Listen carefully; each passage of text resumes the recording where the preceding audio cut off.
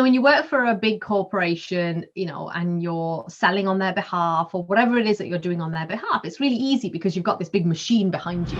If you have a tech issue, you ring up technology. If you have a finance issue, you ring up finance. When it's your business, it's like a whole different ball game. And then you realize quickly that there's a lot of things that need to be done, and you're not necessarily the best person to do it. But because it's your business and there's only you have to do it. Hello and welcome to the GYFT Show, a show created to help you get your future together. My name is John Burns and I am your regular host.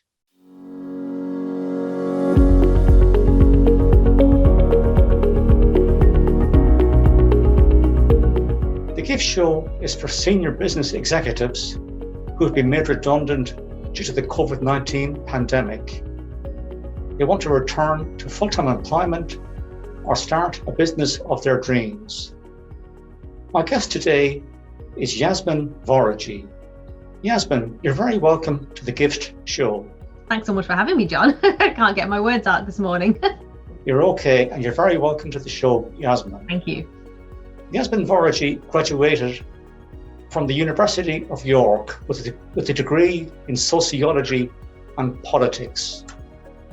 She had roles involving learning and leadership development within the financial services sector. In December 2011, she was made redundant from her job and she started her own business, Tiny Time Results. Yasmin is a professional member of the Professional Speaking Association, UK and Ireland. Yasmin, can you give the audience some background to your redundancy? Sure. So, like you said, it was in 2011. Truthfully, John, I knew that the writing was on the wall. I worked in HR, so I knew that it was coming down the tracks. It was after the global financial crisis, and, we had already started making people redundant. And I worked in a very specialized team of leadership development. So there was only 5 of us in the team across Europe. Like any rationalization operation, we were deemed to not be necessary to the core function of HR. So the roles were made redundant. Not all of them, but like anything, it's a shock when it actually does happen. I'd worked in corporate for 12 years at that stage. I'd started out in the call center working on the phones, and I'd worked my way up to being vice president of leadership development. So, when you've spent that length of time doing full-time work, it was an upheaval, to say the very least. And I had a 15-month-old at the time. He was running around, so it was challenging. How did redundancy impact you from an emotional perspective? It was mixed, I got to be honest with you, John, because on the one hand, I was really sad to lose the network of people that I spent so much time with. I really had built some strong friendships, relationships, and thankfully they continue to this day. And so it was a real sadness that I wouldn't see these people every day. And, we had such a great relationship. But on the other hand, I'd always had this dream of starting my own business, like from a very young age. I mean, like when I was a teenager. And so there was excitement then as well, because I thought now this is the time for me to be able to really do that. We live in rural Ireland, so getting a similar kind of job wasn't really an option for me, especially with the baby, and we wanted to have more kids. So I didn't want to be a commuter mom. I didn't want to just see the kids in the morning and the evening and always be rushing and feeling guilty if I was working and feeling guilty if I was with the kids. I didn't want any of that. So I saw the business as a vehicle to create that flexibility and the lifestyle that we wanted. What motivated you to found Tiny Time Results? So when I started my business in 2012, it didn't start with Tiny Time Big Results. I probably spent about 2 years working with clients, trying to figure out how to do this. When you work for a big corporation, and you're selling on their behalf or whatever it is that you're doing on their behalf, it's really easy because you've got this big machine behind you. When it's your business, it's like a whole different ball game, because now you're creating something of value. you have to market it, and you have to sell it, and you have to get really good at marketing yourself. And that didn't come easily to me at all. And it was a really steep learning curve. So for the first 2 years, I describe it as being in the wilderness. Like, I literally didn't have a clue what I was doing. I thought I knew what I was doing. I really didn't. And so it took that time for me to really get into the space of working with clients, offering them what I knew I could do, and then, really feeling into that. And it was only when I was working with a coach that we talked about the value that I bring to my clients. And that's really where Tiny Time Big Results was born, because I was able to get an awful lot done, even though I had my 3-year-old at the time, I had a newborn. I was able to get a lot done. And she really helped me to see the value of creating big results from tiny time. And so that's where it all started from. And it's a very interesting point you're making there, because I had a discussion the other day with another person, and we talked about taking redundancy from multinational organizations. And when you work in those companies, you have a whole support mechanism around you.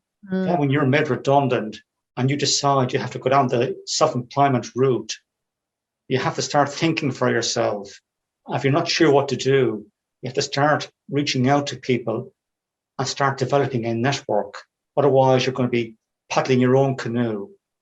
Yeah, absolutely. And, and it's also when you're in a multinational, if you have a tech issue, you ring up technology. If you have a finance issue, you ring up finance. And then you realize that I'm the tech person and I'm the finance person as well. And then you realize quickly that there's a lot of things that need to be done, and you're not necessarily the best person to do it. But because it's your business and there's only you have to do it. Question from a member of the audience. How can I establish deep connections with people on social media? Well, the way that I would look at it is social media is just a really amazing platform to be able to connect with people.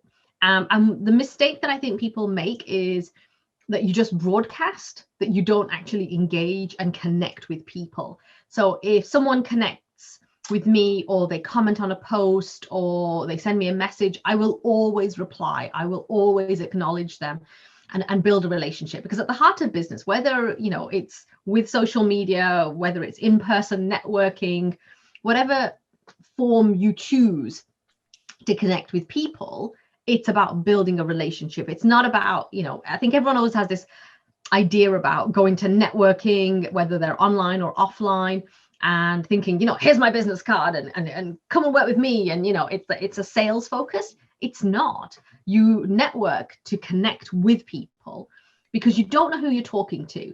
Not everyone's going to be your ideal client, but I bet you any money they know someone who would be a great fit for you.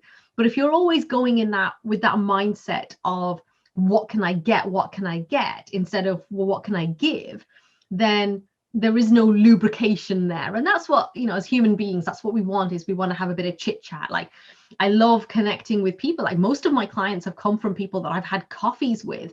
And the thought of them being a client had never even crossed my mind, but it's just in building the relationship that it just very naturally flowed from there. And what we do in real life, as in person, you can then extrapolate to social media. So stop looking at social media as something that you just broadcast on. It's about, it's another way of engaging with people. Great answer.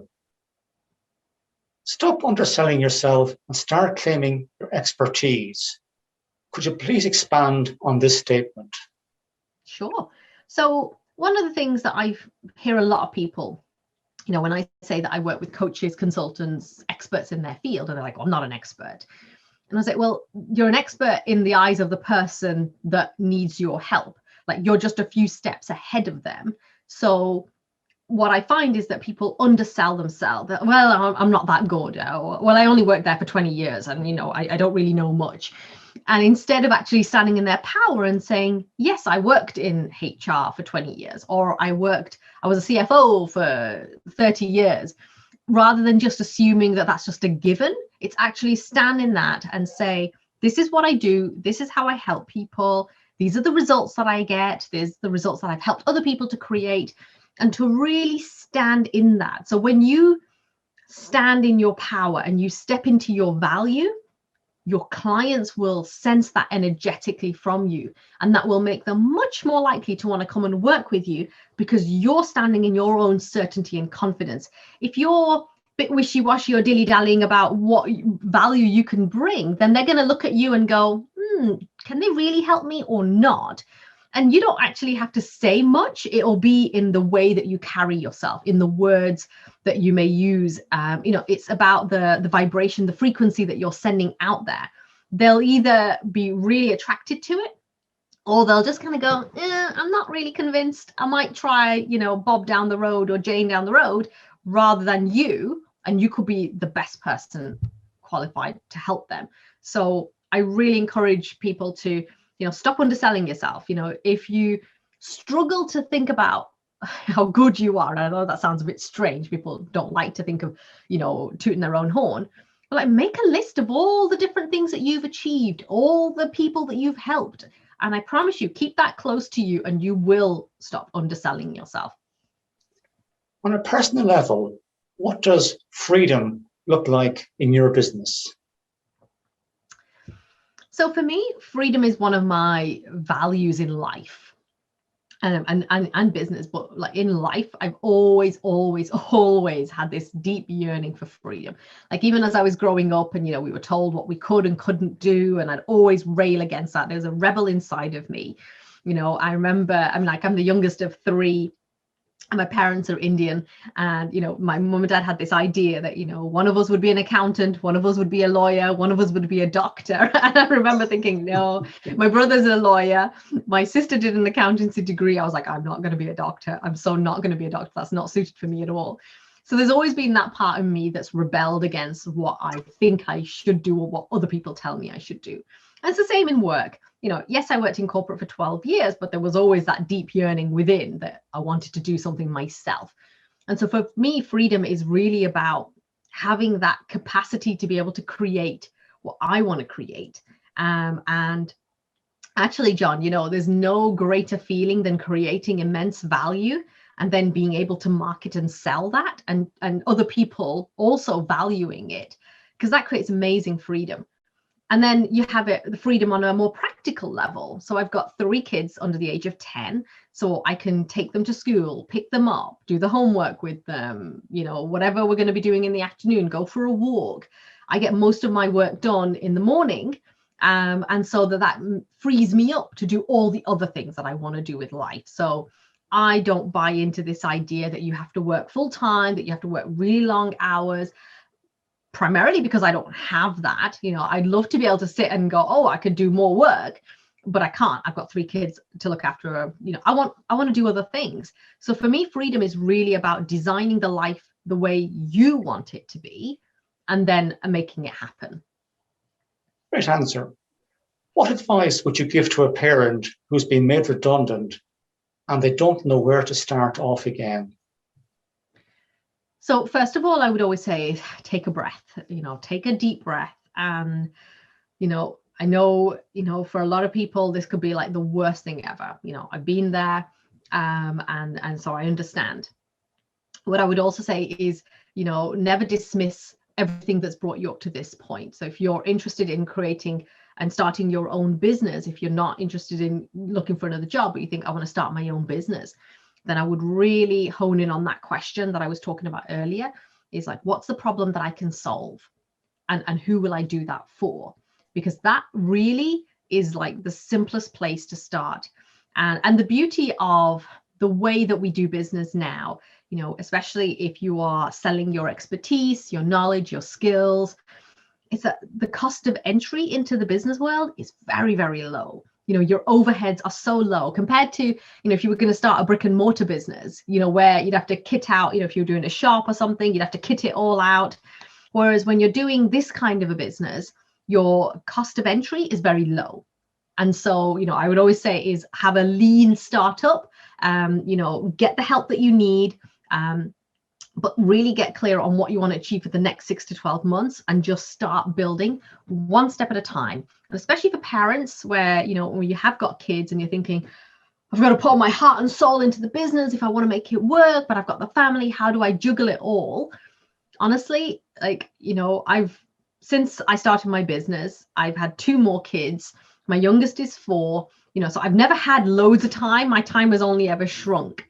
And so my philosophy is, what can I get done today that's going to move me forward? Even a tiny little thing every single day will move you further and like towards your goal than if you just said, well, I can't do anything. I'll wait until they've gone to school or to college or wherever it might be. It's like, if you can do one thing every single day, that momentum is going to spur you forward.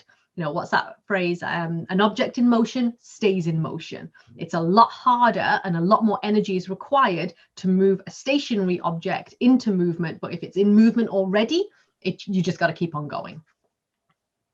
I like to think about where you mentioned about the lean startup.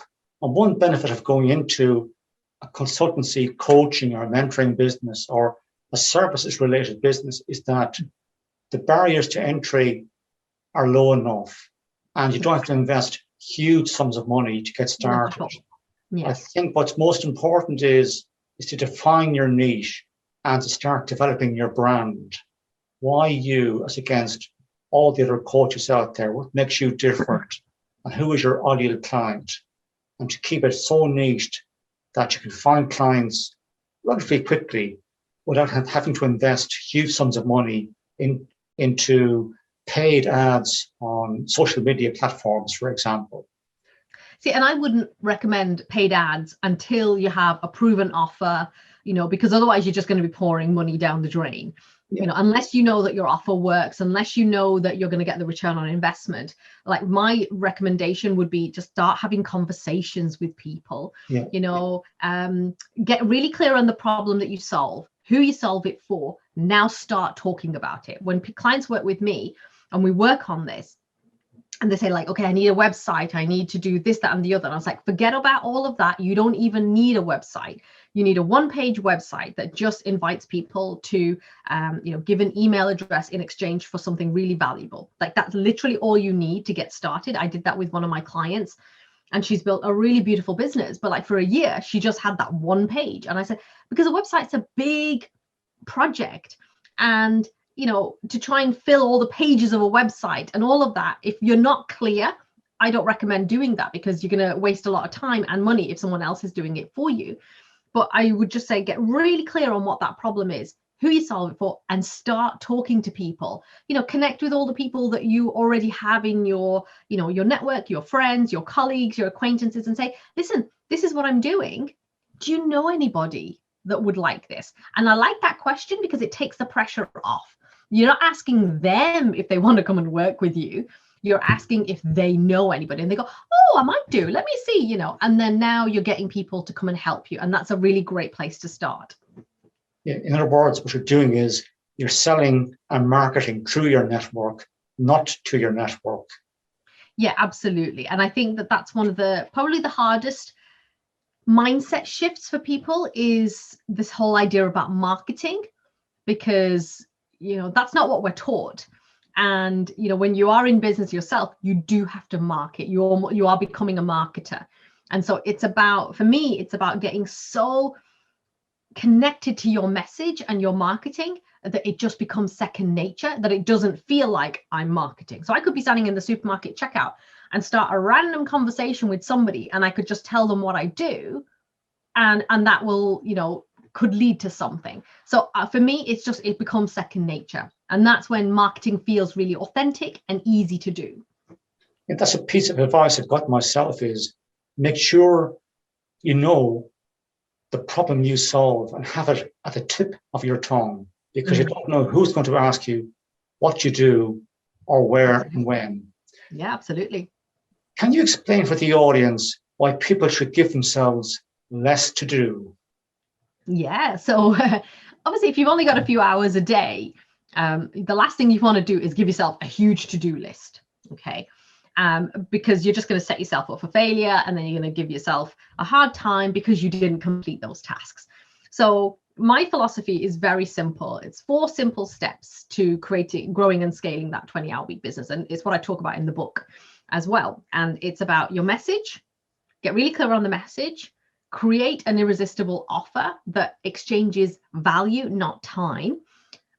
create a client attraction system that does most of the heavy lifting for you, and then get really good at converting potential clients into actual clients. And the reason why I'm outlining those 4 steps is if you know that those are the 4 steps that you have to focus on, if you're clear on your message and you think, okay, every day I need to market, I need to share a bit of value, maybe it's on LinkedIn, maybe it's on Facebook, whichever social media platform you use, you're right, okay, I know I need to do that. Then you think, okay, am I making any offers? Do I need to do any outreach? How's, are people joining my list? Are they, joining my community? Have I got any sales calls booked in?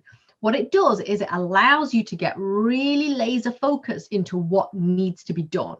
So give yourself less to do, because if you do have, say, 2 hours and you're thinking, okay, what am I going to achieve? And you give yourself 3 things that's going to move the needle in your business. None of the stuff that's on the periphery, but things that are actually going to move the needle in your business.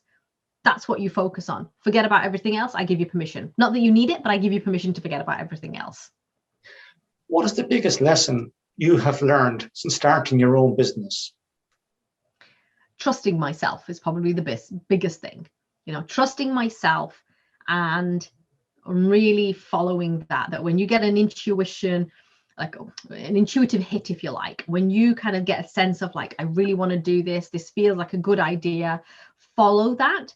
And I think that trusting yourself and knowing that you have something of value is huge. The first sale is always to you. If you don't believe in yourself, if you don't value your offer, if you don't completely and utterly love what you're offering to somebody, and you say, I can help you, I've got this 8-week program or this 12-month, whatever it might be. If you don't absolutely love it, they're going to sense it and they're going to be repelled. They won't know why, but energetically you are repelling them. So it's about trusting yourself, trusting in the value that you have, and then putting yourself out there with certainty and confidence, and that will draw the right people into you. That's a great answer. And I'd add to that, in terms of trusting yourself, go with your intuition. Start small. Don't wait for perfection, because you never do anything if you do that. Absolutely. And start small and build momentum. Yeah, absolutely. Is there anything else you'd like to say to the audience? How can the audience reach you? Sure. So you can find me at yasmin.to. If you look for Tiny Time Big Results, you'll find me. You can get a copy of my book, #1 best-selling and award-winning book, Tiny Time Big Results, the 4 principles to run a profitable 20-hour-week business. You can get that on Amazon on Kindle. And if you go to yasmin.to, I have a really great guide, which is called Be More You and Attract Dream Clients with Ease. So just kind of reflecting back to what we were talking about, is when you bring more of you to the business and infuse more of you, it actually makes it so much easier to attract the people that you'd love to work with. I love all of my clients. We have so much fun together, and they're my people. And that's what you want, is you want to create this amazing community of my people. So go ahead, go to yasmin.to. You can find me on Facebook and LinkedIn as well. That's kind of mainly the areas where I tend to hang out. I will put those links in this video. Great. Thanks, John. This concludes the GYFT Show for today. I would like to thank Yasmin Vorajee for sharing her experience with us. I would like to thank you, the audience, for your participation. I hope I've been able to answer all of your questions. If there's something I have missed, please do not hesitate to reach out to me. My contact details will be on screen. I look forward to seeing you again next week, when we'll have another fantastic guest on this show. Bye for now.